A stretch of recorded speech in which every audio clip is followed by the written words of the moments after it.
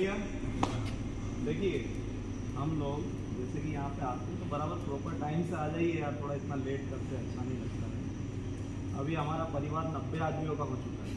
90 आदमी हम लोग यहाँ काम करते हैं, एक परिवार ही है, एक दूसरे को सपोर्ट करते हैं हम लोग, एक परिवार ही एक दूसरे का सपोर्ट लेके काम करना अच्छी बात है। तो जितना प्रोडक्शन बढ़ना चाहिए था, अभी आदमी तो हम 3 गुना हो गए, 30-31 आदमी आ रहे थे, अभी 90 आदमी हो गए, पर अभी प्रोडक्शन हमारा 1.5 गुना भी नहीं हुआ। 200 से 310 20 तक ही जा रहा है। तो कहीं ना कहीं छुट्टी का फैक्टर बहुत ज़्यादा उस पर इफेक्ट कर रहा है।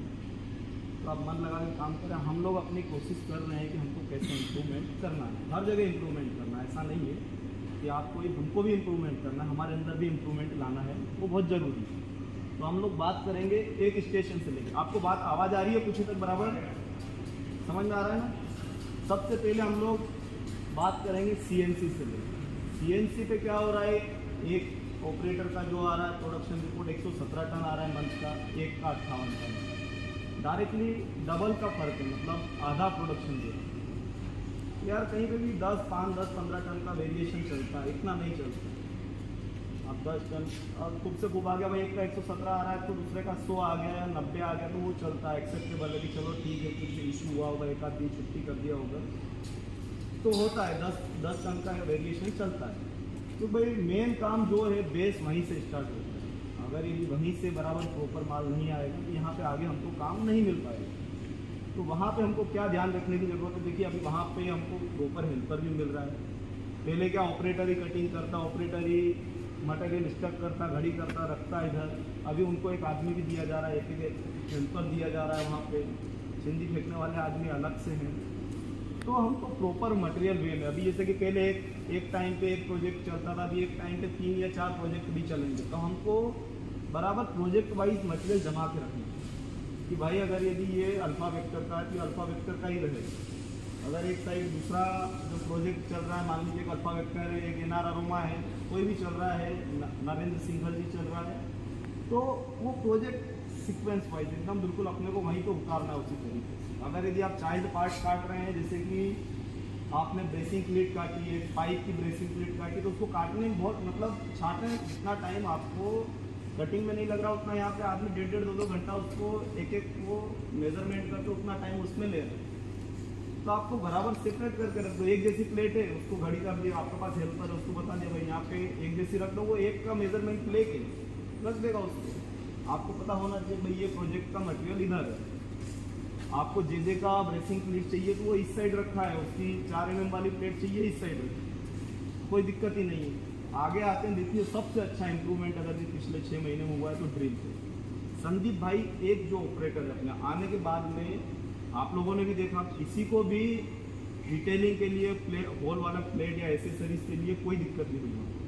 प्लेट आपको बराबर सीक्वेंस में जमा हुआ, अल्फा वेक्टर का है तो अल्फा वेक्टर का अलग साइड से उसके ऊपर प्रॉपर लिखा होगा भी अल्फा वेक्टर का प्लेट है, 26-30 प्लेट है तो उसका पूरा एक साइड जमा हुआ है। वो उनके आने के बाद में मशीनों में जो मेंटेनेंस का काम है वो भी बहुत कम हो गया। ये एक अच्छे ऑपरेटर की निशानी भी है, और उन्होंने रिस्पॉन्सिबिलिटी, जिस रिस्पॉन्सिबिलिटी से काम करते हैं, जब आ रहे हैं बिल्कुल अगर भी उनको छुट्टी चाहिए कि भाई मेरे को नवरात्रि में 7 दिन के लिए सर मैं जाऊँगा, 15 दिन पहले से इन्फॉर्म कर देते सर बस मेरे को ये छुट्टी लगने लगी। उस टाइम पे हमने समझ लिया कि ठीक है, आप ये एक रिस्पॉन्सिबिलिटी होती है कि भाई मैं ये करने वाला हूँ। वो उनको अपना जवाबदारी पता है कि यार एक प्लेट कम आए ना, उनके लिए वो मोहन सर के पास जाएंगे, मेरे पास आएंगे, वहाँ सीएनसी जाके कि सर ये वाली प्लेट कम है बोल के वो पहले करवा देंगे। ये रिस्पॉन्सिबिलिटी करते हैं यार। छुट्टी देखिए ऐसा नहीं, उनके घर पे भी काम है, पर काम करने के साथ में वो अपनी जवाबदारियाँ समझते हैं और अपना टाइम बराबर दिया उन्होंने, और उनका काम काबिलिए तारीफ है, करते हैं। मशीन में मेंटेनेंस नहीं आया उनके आने के बाद, कभी मेरे को ऐसा नहीं दिखा कि किसी दिन मशीन खड़ी है, प्रॉपर ऑयल पानी चेक करके चला।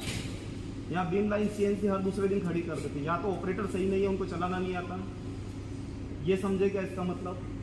क्योंकि भाई वो आदमी आने के बाद में वो मशीन उनके आने से पहले हर 5-7 दिन में खड़ी हो जाती थी। कोई ऑयल पानी चेक नहीं कर रहा है, कुछ नहीं चेक कर रहा है, विदाउट कूलेंट चल रही है, कभी बेंड ड्रिल बिट चला रहे हैं। तो अभी उनके आने के बाद में ये समस्या आना बंद हो गई। 6 महीने से अपने को कोई बुलाने की जरूरत नहीं पड़ी बाहर से मेंटेनेंस लगा। हम यहाँ बीम लाइन पे बात करते हैं। बीम लाइन के ऊपर यहाँ जो टेकिंग मारता है, जैसे कि टेकिंग कर रहा है आदमी, उसका क्या काम है कि भाई उसका काम है कि प्रॉपर उसका नंबरिंग करे। अभी यहाँ पे कोई पीस निकल जा रहा है एवी एग्री का, C1 C2 निकल रहा है तो उस पर नाम डाल रहा है C6 C7। एवी एग्री का उसके ऊपर एनआर अरोमा डाल रहा है, उस पर नरेंद्र सिंघल जी डाल रहे हैं। क्या चल रहा है? ऐसा नहीं होता। अगर यदि कहीं भी पीस निकलता है तो उसकी टेकिंग वाले की जवाबदारी रहती है, पूरी रिस्पॉन्सिबिलिटी रहती है कि भाई अगर यदि 6 पीस है नरेंद्र सिंघल में R1 के, तो 1/6 R1 ये डालना उसकी जवाबदारी रहती है। यहाँ पे वो टेकिंग करके खड़ा रहता है, क्या काम करता है? पत्ते बता, अभी दूसरी जगह जाके बात करेगा और बोलते कोई वहाँ जाके बात नहीं करना है, तो वो दूसरे को पट्टे तक नहीं बताने जाता है, बोले कि सर ने मना किया है, नहीं जाना है कहीं दूसरी। ये कौन सी बात होती है? ऐसा होता है क्या कहीं? भाई टेकिंग करने वाला आदमी, क्रेन चलाने वाला आदमी अलग है अपने पास, पट्टा चिपिंग करने वाला आदमी अलग है। टेकिंग कर रहा है, उसका क्या काम? बता दे पट्टे वहाँ पे कौन सा नग है, ड्राइंग में देखा कहाँ वेल्डिंग छोड़ना है, वहाँ पे उसने मार्क कर दिया। इतना काम है, उसको नंबर डाल दिया कि कितना है, 5 अगर ये R1 के 5 है एग्री में या 6 पीस है, तो हमने वो डाल दिया भाई 1/6 निकल गया, 2/6 निकल गया, उसकी एंट्री कर। यही काम है, इतना सा करना है अपने को। तो आगे अपना बीम लाइन ऑपरेटर आगे देख लेगा, कुछ दिक्कत होती है तो वहाँ पे देख लेगा। अभी प्रोडक्शन रिपोर्ट भी देखी जाए तो भाई 12 घंटे में आराम से हम लोग 30 से 35 नग या 40 नग का रिपोर्ट दे सकते हैं। डबल साइड वेल्डिंग 10 मीटर का जॉब है तब जाते 9-10 मीटर में आराम से 35 जॉब निकाल सकते हैं 12 घंटे में। हमारे पास 24 घंटे मशीन चलती है, 24 या 23 घंटे। फिर भी अगर हम आउटपुट देखते हैं तो खाली 12 घंटे का आउटपुट आता है। या तो फिर हम लोग करेंगे इसको, दूसरा तरीका है जैसा हम पुरानी कंपनियों में करते हैं कि घंटा वाइज उसमें रिपोर्ट रहता है, हर 1 घंटे का रिपोर्ट, हर घंटे में रिपोर्ट अपडेट होता है। एक शीट आती है उसमें हर घंटे का, इस घंटे में कौन कौन सा पार्ट मार्क निकला। 15 मिनट के लिए अगर मान लो आपको फ्लक्स डालना है, 15 मिनट आपका काम रुका तो वो डाल देगा इस 15 मिनट में हमने फ्लक्स तो डाला है। आधे घंटे के लिए क्रेन बंद थी, वो डाल देगा ये आधे घंटे के लिए क्रेन बंद थी। ऐसा करेगा भाई। अभी तक हमारे पास टेकिंग स्टैंड का प्रॉब्लम था, हमको समझ में आता था कि यहाँ पे प्रॉब्लम है। एक ही जगह था, एक ही आदमी 3 या 4 आदमी कर रहे थे। अभी अपने पास आदमी भी पर्याप्त है और दूसरा ऑपरेटर भी है। और अभी 6 महीने से यही समस्या आती है, एक ऑपरेटर आता है, दूसरा छुट्टी चला जाता है, दूसरा आता है, पहले वाला छुट्टी चला जाता है, तो आगे की पूरी टीम उससे डिसकंटिन्यूस हो जाती है। तो अपने को अपनी रिस्पॉन्सिबिलिटी लेके काम करना है। अभी फिटमेंट स्टैंड पे बहुत कुछ सुधार देखने को मिला है अपने को। एक फिल्टर का अभी 70-75 टन के आसपास आ रहा है। कन्हैया जी के फिल्टर को भी अपना थोड़ा बहुत बढ़ा के चलना चाहिए, क्योंकि वो 50 टन के आसपास प्रोडक्शन कर रहे हैं, तो उनको कम से कम 60 या 70 के आसपास पहुंचना चाहिए। कंपनी के तीनों फिल्टर हमारे बहुत अच्छा प्रोडक्शन दिया है। मतलब उनका एक पर्टिकुलर स्टैंड को लेके 4 संडे छुट्टी रहने के बावजूद 75-76 और एक सवा में 78 टन का उनका प्रोडक्शन, बहुत अच्छा काम किया। उसके आगे अपने वेल्डिंग टीम कन्हैया जी की भी अभी बहुत अच्छा कुछ देखने को मिल रहा है। प्रॉपर अगर कहीं वेल्डिंग छूटा है तो वेल्डिंग प्रॉपर मार रहे हैं, अगर 3 होल आ रहे हैं तो बराबर ग्राइंड करके वो उसको सही करके दे रहे हैं, टचअप करके बराबर दे रहे हैं। फिनिशिंग टीम का थोड़ा सा एक दिक्कत आ रहा है, फोटो अभी तक आना बंद नहीं हुए। फिनिशिंग और पेंटिंग टीम की फोटो अभी भी आ रही है। तो भाई हमको सुधार की ज़रूरत है, सुधार करना चाहिए। ये फोटो आना बंद हो गया जिस दिन हमारा क्लाइंट को हम लोग बस ये कि हमको बोलने की ज़रूरत नहीं पड़े। क्लाइंट अगर भी आपके मटेरियल की क्वालिटी अच्छी है तो आपको बोलने की ज़रूरत नहीं, आपको खाली जाके सामने खड़े रहते और वैसे भी नहीं बोल पाएंगे। अगर क्वालिटी ख़राब है तो कुछ बोलने लायक रहेंगे नहीं, क्या बोलेंगे। अभी यहाँ सबसे बड़ी समस्या आपकी सीमांकन। मेरे को लगता है कि दुनिया भर का संघर्ष लगता है कि अपने यहीं पे इकट्ठा हो गया, ठीक है। जैसे कि हर किसी को अगर मैं पूछने जाता हूँ तो किसी को क्या अपनी समस्याएं बताते रहेंगे। इतनी समस्या है कि आपकी समस्याओं से मैं परेशान हो जाता हूँ। अरे यार वास्तव में इतनी ज़्यादा समस्या है दुनिया में, देखा जाए ना। आप देखो तो संघर्ष हम लोग कुछ भी नहीं करते। हमारे पास छोटा मोटा काम है कि घर वालों को लेके चलना, छोटा सा काम है कि घर वालों को लेके चलना और समाज को लेके चलना है, छोटा सा संघर्ष। मैं आपको एक कहानी सुनाता हूँ आज। आपने गुरु गोविंद सिंह का नाम सुना है भाई? संघर्ष उनके जीवन में 40 सिखों को लेके जब वो निकले थे, 10 लाख सैनिकों ने घेर दिया था। जब देखा कि अपने सैनिक डर रहे हैं, थोड़ा वो आत्मविश्वास कमजोर हो रहा है, तब जाकर उन्होंने एक बात कही थी कि 1.25 लाख से एक लड़ाऊं, तब जाके गुरु गोविंद सिंह नाम था।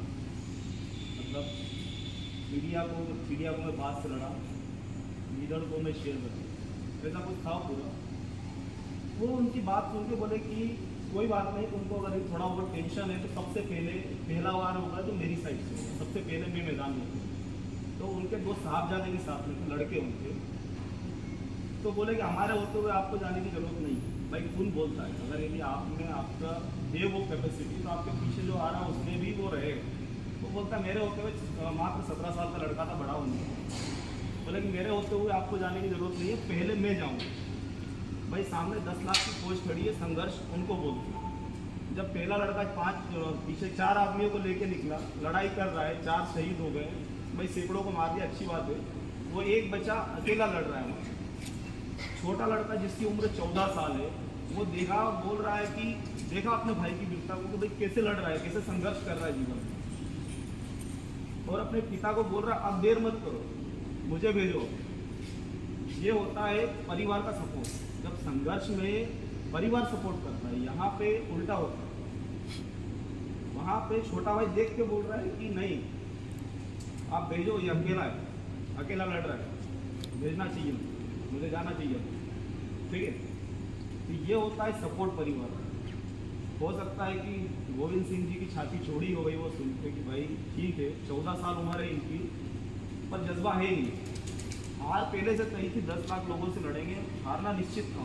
अभी राजनेता भी आते हैं बहुत सारे, अभी एक पिछली बार आया था पेपर में कि महाराणा प्रताप हार गए थे। वो थोड़ा इतिहास चेंज करो, हमको पढ़ने में डिमोटिवेशन है।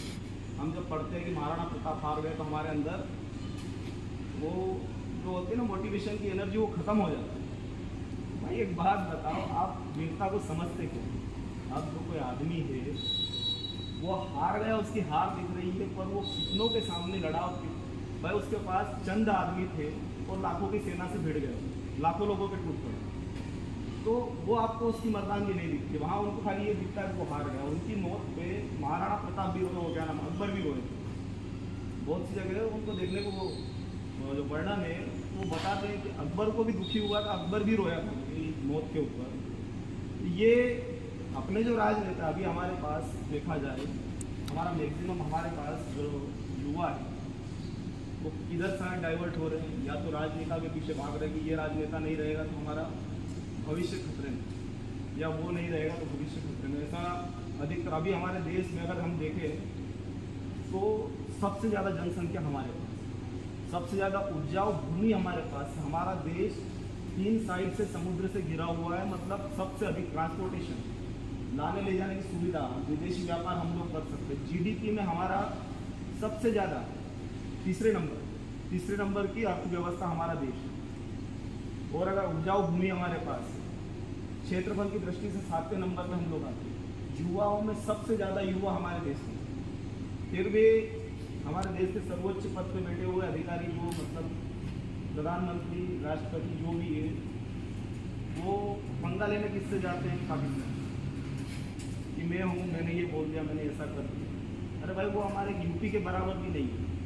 और ऐसे लोगों के लिए आप लोग अपना भविष्य खतरे में डालते हैं कि वो किससे जाके लड़ रहे हैं भाई।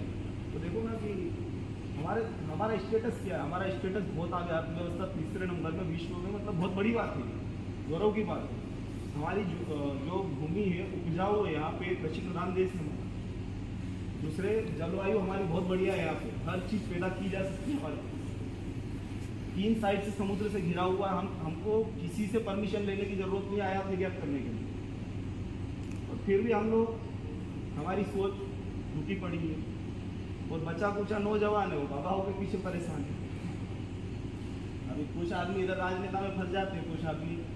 गुरु भी देखो बहुत जरूरी है, गुरु का होना बहुत जरूरी है हम सबके लिए। गुरु का मार्गदर्शन करना, अगर कोई समस्या में हम लोग फंस गए वो मार्गदर्शन करेंगे हमारे। गुरु को चयनित करना बहुत कठिन काम है। अगर 10 लोग मान रहे हो उन्हीं को मैं गुरु मान दूँ, ऐसा नहीं।